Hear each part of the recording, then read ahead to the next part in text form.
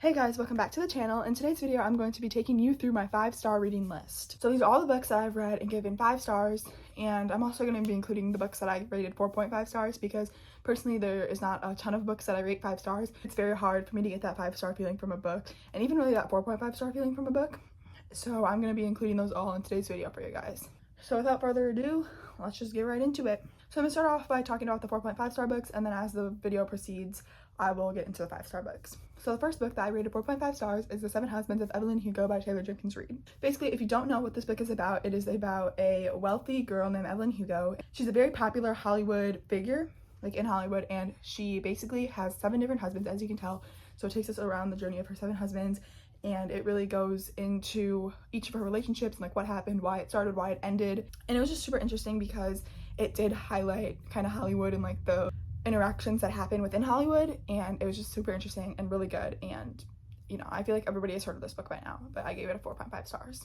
The next book that I gave a 4.5 stars was It Starts With Us by Colleen Hoover, and you guys probably have heard of It Ends With Us. It is so trendy right now because of the new movie that came out, which by the way, I saw it and it was so good. You should go watch it. But this is the sequel, I think it's a sequel. This is a prequel to It Starts With Us because it dives into Lily and Alice's relationship and really the relationship before and after the Ryle situation. So it talks about a lot from their childhood and like how they met, and it also talks about how her and Atlas found each other again after Ryle and just a rebuilding of the relationship. And it's just a very like good way to close the story. It's not long, it's about 290 pages, and it just basically is meant to be closure for all of the Lily and Atlas fans and the Lily fans in general. It gives an update on her story, how she is and where she ended up, and basically it's just the perfect little end to the little trilogy, the little story of Lily and her life. And so I gave it a 4.5 stars.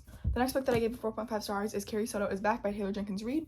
Again, you can tell that I have like some authors that I just absolutely love, and Taylor Jenkins Reid is one of them. This is about a tennis player named Carrie Sotto, and she's basically going through like, I don't even know, I don't really know much about tennis. It's like some type of like tennis championship, and she's been trying for years, and she's been getting closer and closer, and then she'll get close and she won't make it, and then basically we just go through her journey as a tennis player.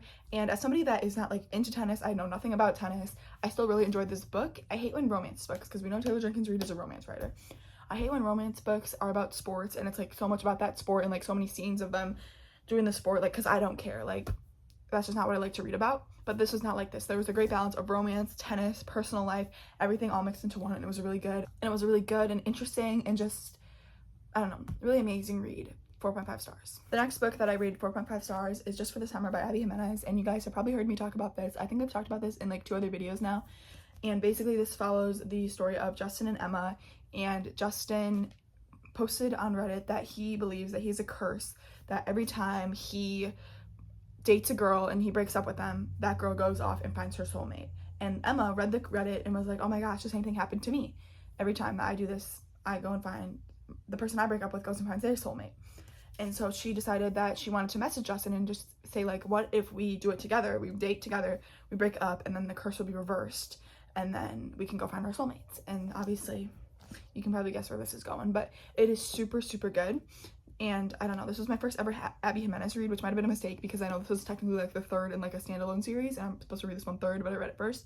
But it's super good, and I rated it a 4.5 stars. Okay, those are all my 4.5 star reads, and now we are on my way to my 5-star reads. So the first book is It Ends With Us.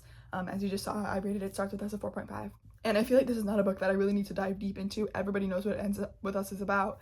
But if you don't, you know, it's about Lily and Ryle, and it's an abusive relationship, and it's just so much more than that. Like, saying it's an abusive relationship is just like a blanket statement. Like, it is so much more. There's so much that goes on, and it's just such a good story, and it was super good to read about. And it was the book that really got me into reading, and so I couldn't imagine reading anything but 5 stars, because all of these books that I've read wouldn't have happened without It Ends With Us. It got me back into reading. It really kickstarted my love for reading. Then the next one is another Colleen Hoover book, and it's November 9th by Colleen Hoover.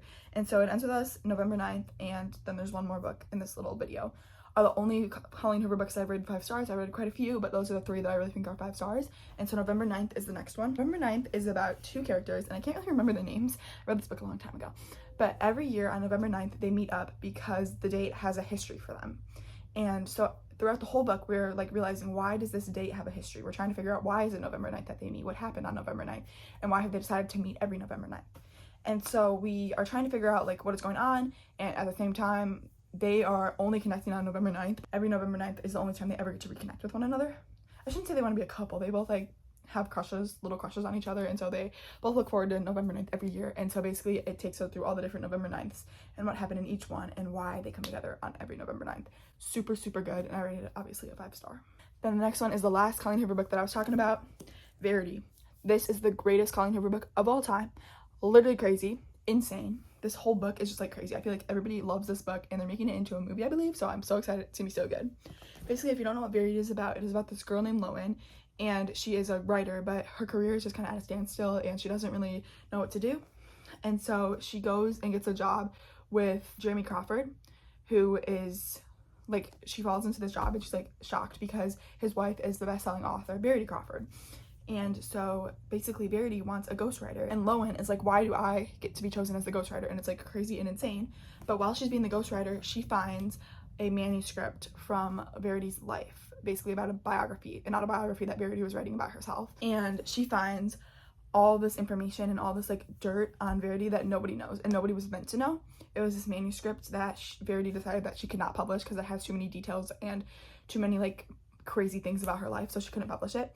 And now Lowen is the only one in the world that has seen it, and she has to decide if she should show it to Jeremy, and she has to just decide what should happen because she knows that this cannot be normal and that this could literally change everything if Jeremy finds out. It's crazy, it's twisted, it's amazing, and it will literally, like, you cannot put this book down, and you turn every single page. Like, it's a page turner, you never want to put it down. 5 stars. Okay, we got 4 books left. The next book is Rock, Paper, Scissors by Alice Feeney, and this book is really interesting. It's something that I've never really experienced anything like it before. Like, it's a really interesting book. I haven't really read anything like it. And basically this couple goes to a retreat because they feel like their marriage is falling apart.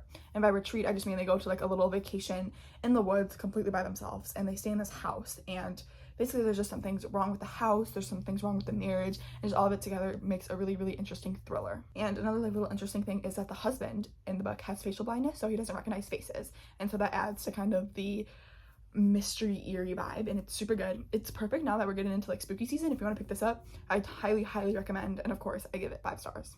The next book is 5 stars, but it is very odd, and so I kind of feel weird giving it 5 stars, but it was just so good. And I literally read it so fast. I read it in like a day, like 2 days, so fast. Like, I'm blazing through books these days on my Kindle, all these thrillers, they're so good.